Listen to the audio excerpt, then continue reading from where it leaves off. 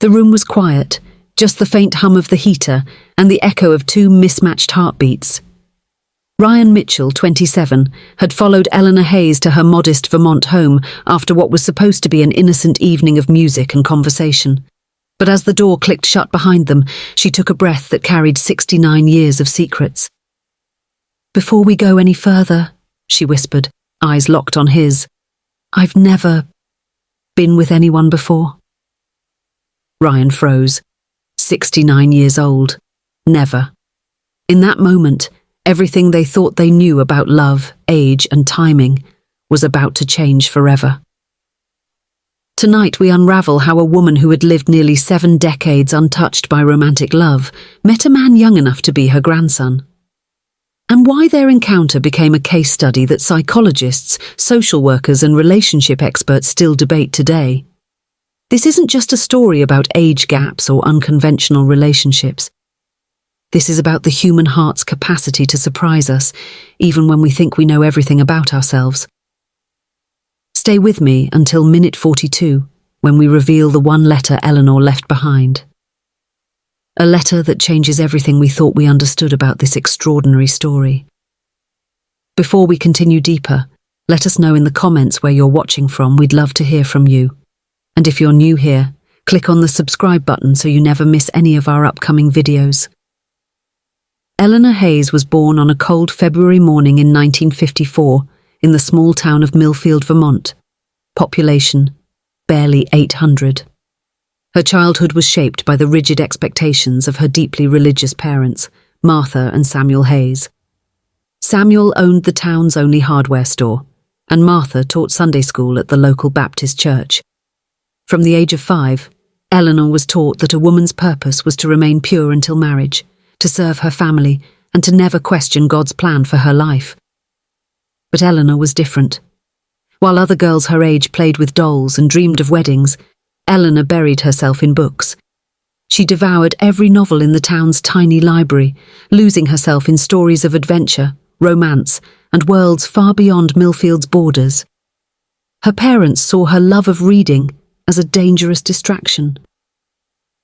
"Books fill your head with foolish ideas," her father would say, confiscating whatever novel she was reading. "A good woman doesn't need stories. She makes her own reality through service to others." By age 16, Eleanor had developed into a beautiful young woman with striking green eyes and auburn hair that caught the sunlight like copper.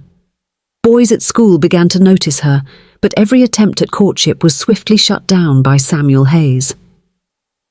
"Eleanor is meant for higher purposes," he would tell the young men who dared to ask about his daughter.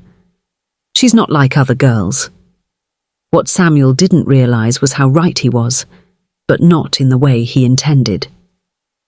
The first heartbreak came when Eleanor was 18. His name was David Thompson, and he was the pastor's son from the neighboring town. They had met at a church revival, and for 3 months they exchanged letters filled with poetry and dreams of a future together. Eleanor thought she had finally found her escape from Millfield, a chance at the love she had read about in all those forbidden novels. But when David asked Samuel for permission to court Eleanor, her father's response was swift and brutal. "Eleanor has already been promised to the Lord," Samuel lied. "She's planning to become a missionary." David never wrote again. That night, Eleanor found her father burning all of David's letters in the backyard. She watched as her first taste of love turned to ash, and something inside her began to harden. She made a decision that would shape the next 50 years of her life. If love only brought pain and disappointment, if her own father would destroy her happiness to maintain control, then perhaps it was safer to simply stop trying. At 18, Eleanor Hayes closed her heart and decided that love was not meant for someone like her. But her quiet life hid a digital secret that no one suspected. Ryan Mitchell was everything Eleanor Hayes was not. Born in 1996 to a single mother in Burlington, Vermont, he grew up in a world where emotional expression was encouraged, where following your heart wasn't seen as weakness, and where age was just a number when it came to genuine human connection. At 27, Ryan had already lived more life than Eleanor had allowed herself in 69 years. His friends described him as an old soul trapped in a young man's body. Ryan always connected better with older people, said his childhood friend Marcus Williams, whom we interviewed for this story. Even in high school, while we were chasing girls our own age, Ryan would spend his evenings volunteering at the senior centre, playing piano for the residents. He said older people had better stories, more depth. We thought he was weird back then, but now, I guess we understand why. After dropping out of college to care for his dying grandmother, Ryan discovered his gift for connecting with elderly people who felt forgotten by the world. He started working part-time as a companion for seniors, providing everything from grocery shopping assistance to simple companionship. But his real passion was music. Every evening after work, Ryan would stream live piano performances on various social media platforms, playing everything from classical pieces to modern covers of popular songs. It was during one of these live streams, on a cold December evening in 2023, that Eleanor Hayes first heard Ryan Mitchell play. She had been battling insomnia for months, spending her sleepless nights browsing the internet on the tablet her nephew had given her for her 69th birthday. "You need to join the modern world, Aunt Eleanor," he had said. "There's a whole universe of people out there waiting to meet you." Little did he know how prophetic those words would prove to be. Eleanor stumbled across Ryan's live stream by accident. She had been searching for classical music to help her sleep when his rendition of Chopin's Nocturne in E-flat major filled her small bedroom. But it wasn't just his technical skill that captivated her. It was the emotion he poured into every note. Here was a young man who understood the language of longing, of dreams deferred, of beauty that exists in solitude. For the first time in 50 years, Eleanor felt her heart quicken with something she had long forgotten: possibility. She began tuning in to Ryan's streams every night, never commenting, never revealing herself, just listening. Over the weeks, she learned about his life through the casual conversation he would have with his viewers between songs. She learned about his grandmother's death, his struggles with feeling different from people his own age, his belief that real connection transcended superficial boundaries, like age and social status. "Music is the universal language," he would say to his small but devoted audience. "It doesn't matter if you're 18 or 80. When the right melody touches your soul, age becomes irrelevant." Unknown to his regular viewers, Ryan had noticed one particular username that appeared in his stream every single night: Booklover1954. The account never commented, never requested songs, just watched. There was something hauntingly mysterious about this silent observer, and Ryan found himself wondering who was behind that screen, what they were searching for in his music, what stories they carried in their silence. But Ryan's own text to a friend, sent just minutes before he entered Eleanor's house for the first time, suggests he knew far more than he let on. The first direct contact between Eleanor and Ryan happened on January 3rd, 2024. Eleanor had been watching his streams for over a month when Ryan did something that changed everything. Instead of his usual classical pieces, he began playing a haunting melody she didn't recognize. "This is something I wrote myself," he said to his audience. "I call it Song for the Silent Observer. It's dedicated to someone who's been listening every night but never speaks. I hope you know that your presence is felt, and your silence tells a story too." Eleanor's hands trembled as she realized he was speaking directly to her. Booklover1954. He had noticed her. After decades of being invisible, someone had finally seen her, even in her hiding. That night, for the first time since joining his streams, Eleanor left a comment. "Your music speaks to souls that have forgotten how to sing. Thank you for the reminder that beauty still exists in this world." Ryan's response came immediately.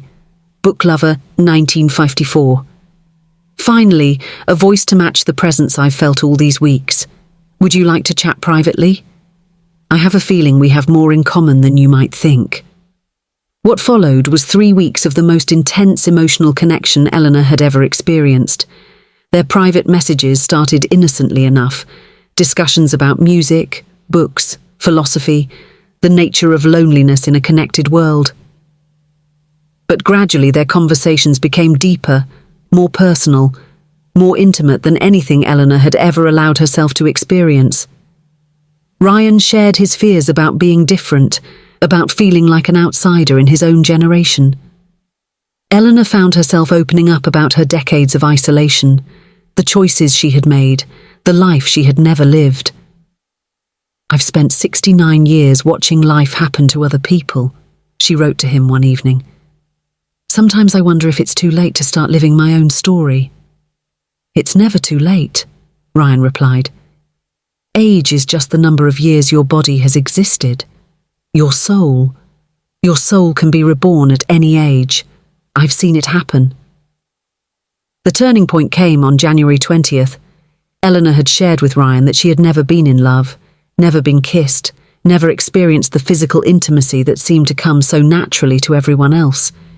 Instead of judgment or pity, Ryan's response was filled with understanding and gentle curiosity. "There's nothing wrong with waiting for the right connection," he wrote. "Some people spend their whole lives having shallow experiences with the wrong people. You've saved yourself for something real." That night, Eleanor made a decision that terrified and exhilarated her in equal measure. She asked Ryan if he would like to meet in person. "I know the age difference might make this seem strange," she typed, her fingers shaking, "but I feel more alive talking to you than I have in my entire life. Would you like to have dinner? Just as friends, of course." Ryan's response came 3 hours later. "Eleanor, I would be honored to meet you. Age is just a number when it comes to genuine connection. How about next Saturday? There's a quiet cafe in Millfield I know you'd love." The week leading up to their meeting was the longest of Eleanor's life. She found herself doing things she had never done before. Buying new clothes, experimenting with makeup, even visiting the town's small beauty salon for the first time in decades.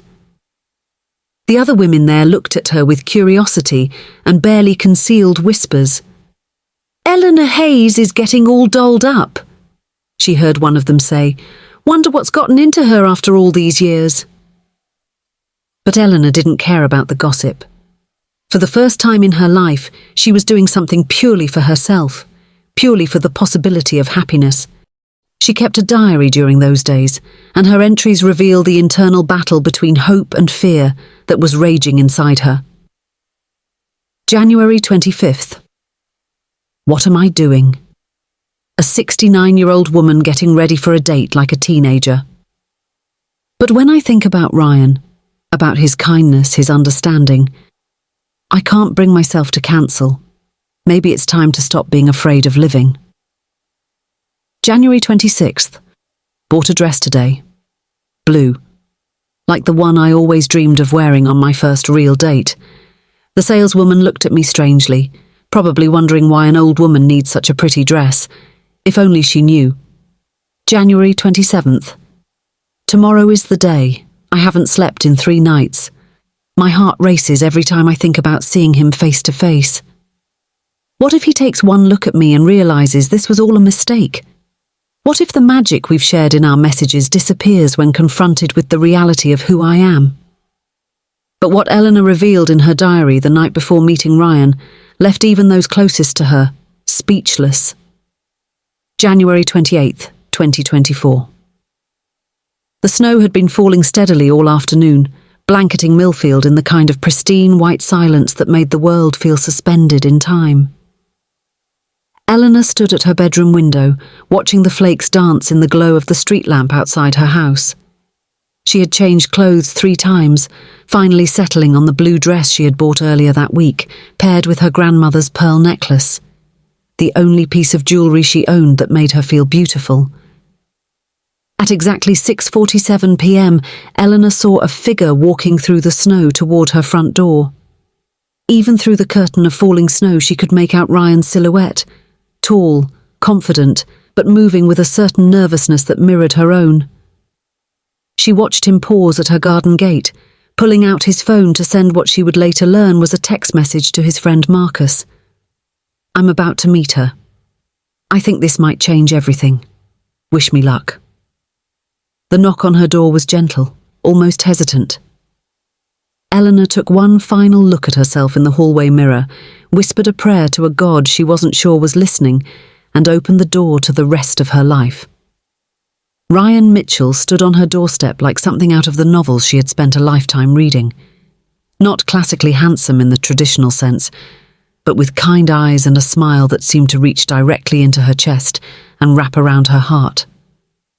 For a moment, neither of them spoke. They simply looked at each other, two souls recognizing something profound and inexplicable in the space between them. "Eleanor?" Ryan's voice was softer than she had imagined, warm like honey and completely free of the judgment she had feared. "Yes," she whispered. "You must be Ryan. I can't believe you're actually here." "I can't believe I almost didn't come," he admitted, then quickly added, "Not because of you, but because I was terrified of ruining whatever magic we've built in our messages. Some things are too precious to risk." "But you came anyway," Eleanor said, stepping aside to let him enter her home. "But I came anyway," he confirmed, crossing her threshold and forever altering the trajectory of both their lives. Eleanor's house was exactly what Ryan had imagined. Warm, filled with books, smelling of lavender and old stories. Classical music played softly from a small radio in the kitchen, and every surface seemed to hold some testament to a life lived quietly, but thoughtfully. They moved to her living room, where Eleanor had prepared tea and homemade cookies, her hands shaking slightly as she poured. "I have to admit," Ryan said, settling into the chair across from her, "I was nervous about tonight. Not about you, but about whether I could live up to the person you've gotten to know through our messages." Eleanor looked at him with surprise. "You were nervous? I've been terrified for a week. I kept thinking you'd take one look at me and realize what a mistake this all was." "Eleanor," Ryan said, his voice taking on a seriousness that made her meet his eyes, "you are exactly who I hoped you would be. More than that, actually. Your messages told me you were thoughtful, intelligent, kind, but they didn't prepare me for how beautiful you are." No one had ever called Eleanor Hayes beautiful, not in 69 years of life. The compliment hit her with such force that tears sprang to her eyes before she could stop them. "I'm sorry," she said, quickly wiping her cheeks. "I don't know what's wrong with me. I never cry." "There's nothing wrong with you," Ryan said gently. "There's nothing wrong with feeling something real." They talked for hours, about books, music, dreams, regrets, the strange paths that had led them both to this moment. As the evening progressed, Eleanor found herself relaxing in a way she had never experienced before. This young man didn't see her as an old woman to be pitied or dismissed. He saw her as Eleanor, complex, interesting, worthy of attention and care. It was nearly midnight when Ryan finally said he should go. They stood at her front door, both reluctant to end an evening that had exceeded every expectation. "Would you like to do this again?" Ryan asked. "Maybe next weekend?" "I would love that," Eleanor replied, meaning it more than she had ever meant anything. Ryan leaned forward, and with infinite gentleness kissed her cheek. It was the first kiss Eleanor Hayes had ever received from a man who wasn't a relative. The touch of his lips against her skin lasted only seconds, but the feeling would remain with her for the rest of her life. As Ryan walked away into the snowy night, Eleanor stood in her doorway watching until his figure disappeared completely. Only then did she close the door, lean against it, and allow herself to acknowledge the truth that was blooming in her chest like a flower after decades of winter. She was falling in love. But what Eleanor would confess to Ryan during their second meeting, 3 days later, would leave even this experienced young man completely unprepared for the depth of trust she was about to place in his hands. The second meeting happened sooner than planned. Eleanor called Ryan on January 31st, her voice shaking with a vulnerability that immediately put him on alert. "I know we said Saturday," she began, "but I can't wait that long. I need to see you again. There are things I need to tell you. Things I should have said the other night." Ryan arrived at her house that evening to find Eleanor pacing her living room like a caged bird. She had barely slept since their first date, her mind racing with possibilities and fears in equal measure. The connection between them felt so real, so powerful that it terrified her. But more than that, she was beginning to understand that if this relationship was going to continue, she would have to share the full truth about her life, including the parts she had never spoken aloud to another human being. "Ryan," she said as soon as he walked through her door, "I need you to sit down. What I'm about to tell you might change how you feel about me, about us, about everything we've been building together." Ryan settled into the same chair he had occupied 3 nights earlier, his expression serious but patient. "Eleanor, there's nothing you could tell me that would change the way I see you, but I'm listening." Eleanor took a deep breath that seemed to draw from the depths of her 69 years. "I told you that I've never been in love before, that's true. But there's more to it than that. Ryan, I've never been intimate with anyone.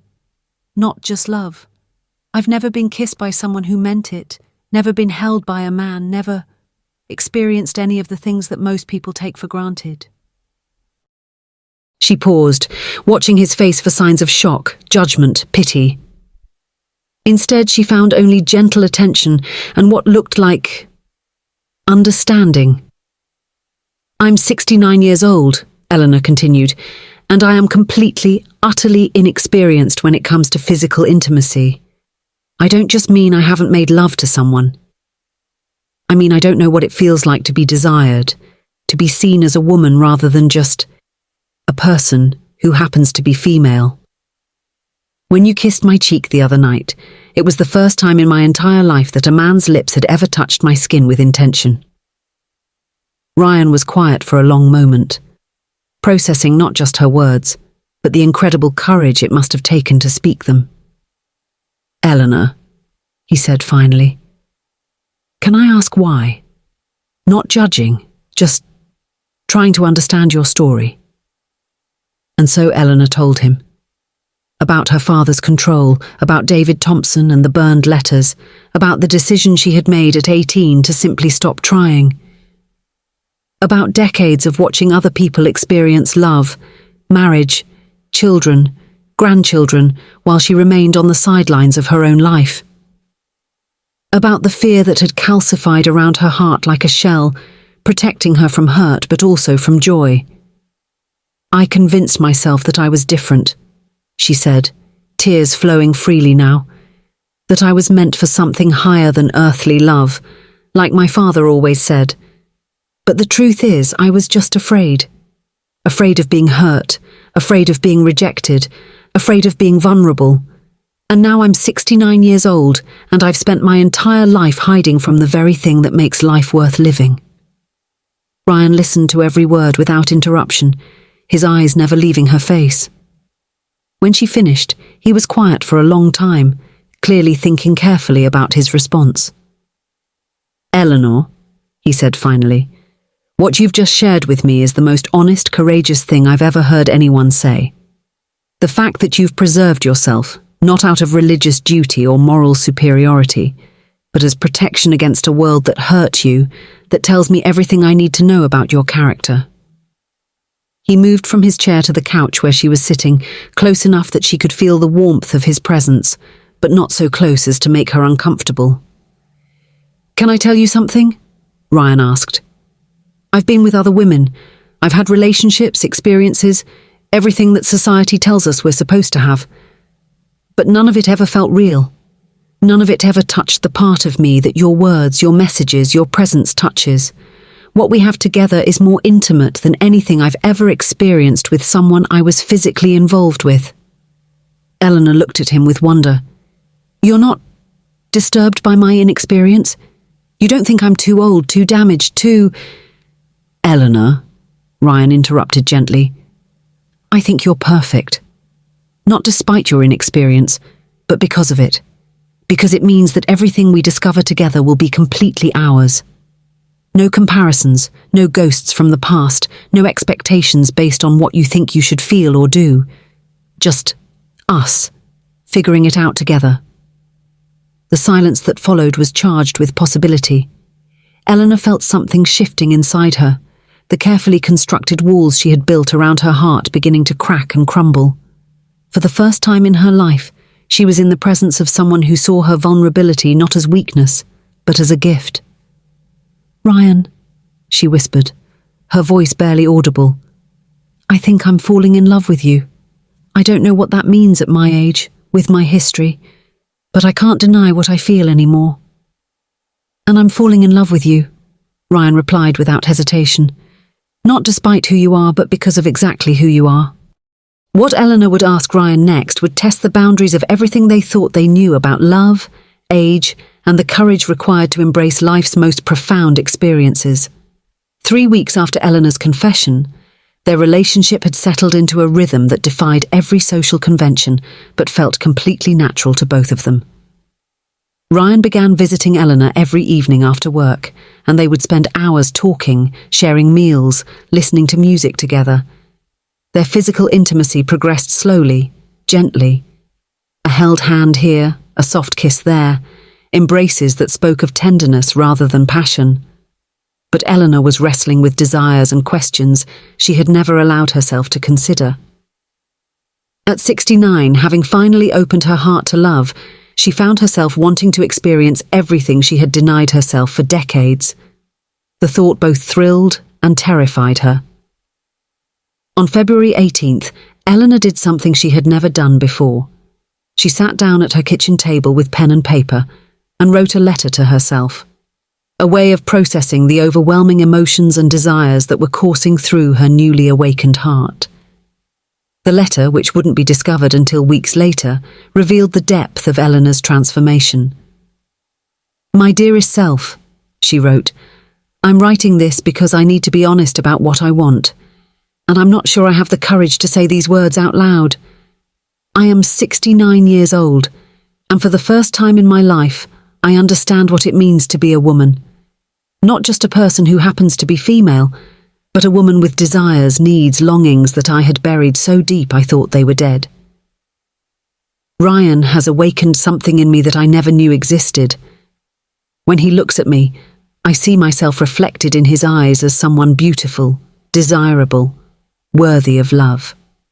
When he touches me, even just holding my hand, I feel sensations I didn't know my body was capable of experiencing.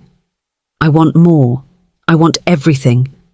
I want to know what it feels like to be completely vulnerable with another person, to share not just my heart but my body, to experience the physical expression of this love that overwhelms me. I know what people would say. A 69-year-old virgin wanting to experience sexuality for the first time. They would call it pathetic, inappropriate, undignified, but I don't care what they would say. I have spent my entire life living according to other people's expectations, other people's ideas of what was proper for me. I will not spend whatever years I have left continuing to deny myself the full experience of being human. The age difference would shock people. Ryan is 42 years younger than me. But when we're together, age disappears. We connect on a level that transcends physical form. He sees my soul, and I see his, and what exists between us is real and pure and deserving of complete expression. I am scared. I am terrified. But I am also, for the first time in my life, truly alive. If I am brave enough to ask for what I want, I believe Ryan will be generous enough to give it to me. Not out of pity or charity, but out of love. The letter continued for 3 more pages, detailing Eleanor's fantasies, fears, and hopes, with a frankness that would have surprised anyone who knew her quiet, reserved public persona. But Eleanor wasn't the only one processing complex emotions through writing. Ryan, too, had been keeping a journal during these weeks, trying to understand his own feelings about their unusual relationship. His entry from February 20th revealed the depth of his commitment to Eleanor. I've never experienced anything like what I feel for Eleanor. It's not just love. It's a sense of destiny. Like everything in my life led me to this moment. To her. The age difference that everyone would focus on feels completely irrelevant when I'm with her. She's more alive, more present, more genuine than any woman I've ever known. I know she wants more from our relationship. I can see it in her eyes, feel it in the way she responds when I touch her. The thought of being her first, of sharing that experience with her, is both an incredible honor and an enormous responsibility. I want to give her everything she's missed, but I want to do it right. She deserves to have her first time be perfect, gentle, filled with the kind of love she's waited 69 years to experience. People would call our relationship inappropriate, maybe even predatory, but they don't understand what we have. This isn't about an older woman being taken advantage of, or a young man seeking something unusual. This is about two souls who found each other at exactly the right moment, regardless of what calendar years they were born in. The turning point came on February 22nd, when Eleanor finally found the courage to share her deepest desire with Ryan. Eleanor invited Ryan to dinner on February 22nd, with an intention that both terrified and exhilarated her. She had spent the afternoon preparing his favourite meal, arranging candles throughout her living room, and rehearsing the words she needed to say. This would be the night she asked for everything she had never dared to want. Ryan arrived to find Eleanor more nervous than he had ever seen her. Her hands shook as she served dinner, and she could barely maintain eye contact during their meal. Finally, as they moved to the living room for their usual evening of conversation, Eleanor took a deep breath and spoke the words that would change everything. "Ryan," she said, her voice trembling but determined, "I need to ask you something, and I need you to know that I'll understand if your answer is no, but I can't continue our relationship without being completely honest about what I want." Ryan set down his teacup and gave her his full attention. "You can ask me anything, Eleanor. You know that." "I want to make love with you," she said, the words rushing out before her courage could fail her. "I want to experience everything I've never experienced. I want to know what it feels like to be completely intimate with someone I love. I want you to be my first, and if I'm very lucky, my only." The silence that followed lasted only seconds, but to Eleanor it felt like hours. She watched Ryan's face, searching for signs of shock, disgust, pity, or rejection. Instead, she found tears gathering in his eyes. "Eleanor," he said softly, "are you sure? I don't want you to feel pressured or think you have to do anything to keep me in your life. What we have is already perfect." "I'm more sure of this than I've been of anything in my entire life," Eleanor replied. "I know it might seem strange, a 69-year-old woman wanting to lose her virginity. But Ryan, I've spent my whole life watching from the sidelines. I don't want to die having never truly lived, never having shared that kind of intimacy with someone I love." Ryan moved closer to her on the couch, taking her hands in his. "It would be my honor," he said simply, "the most incredible honor of my life. But Eleanor, we need to talk about this, plan this, make sure it's everything you deserve it to be." Over the next hour, they had the most honest conversation about physical intimacy that either of them had ever experienced. Eleanor shared her fears about her age, her body, her complete inexperience. Ryan shared his commitment to making her first time gentle, beautiful, and completely about her pleasure and comfort. "I've thought about this every day for weeks," Eleanor admitted. "I've imagined what it would be like, what I would feel, what it would mean to finally understand that part of being human. I know my body isn't young, that I don't look like the women you've been with before." "Eleanor," Ryan interrupted gently, "you are beautiful. Not for your age, not despite your age, but simply beautiful. When I look at you, I see a woman who has the courage to open her heart after decades of protection, who is brave enough to ask for what she wants, who trusts me enough to share something so precious. That kind of beauty has nothing to do with age and everything to do with who you are." They decided to wait one more week, to give Eleanor time to be completely certain of her decision and to allow Ryan to prepare an experience worthy of the gift she was giving him. On February 29th, Leap Day, Eleanor Hayes finally experienced the physical expression of love she had waited 69 years to discover. The experience, by all accounts from Eleanor's own later writings, was everything she had hoped it would be and more. Ryan's patience, gentleness, and genuine love for her created a safe space for Eleanor to explore desires she had suppressed for decades. Her journal entry from the next morning, found weeks later, simply said, "I understand now why people write songs about this. I understand why people risk everything for this feeling. I am complete." But the story doesn't end with Eleanor's sexual awakening. 3 weeks after their night together, Eleanor received news that would test the strength of their newfound love in ways neither of them could have anticipated. By mid-March, rumours about Eleanor and Ryan's relationship had begun spreading through Millfield like wildfire. Small towns have few secrets, and the sight of a young man visiting an older woman every evening didn't go unnoticed. The gossip started innocently enough. Neighbours wondering if Eleanor had hired a caregiver, speculation about a distant relative coming to visit. But as the weeks passed and Ryan's presence became a constant in Eleanor's life, the whispers grew more pointed and judgmental.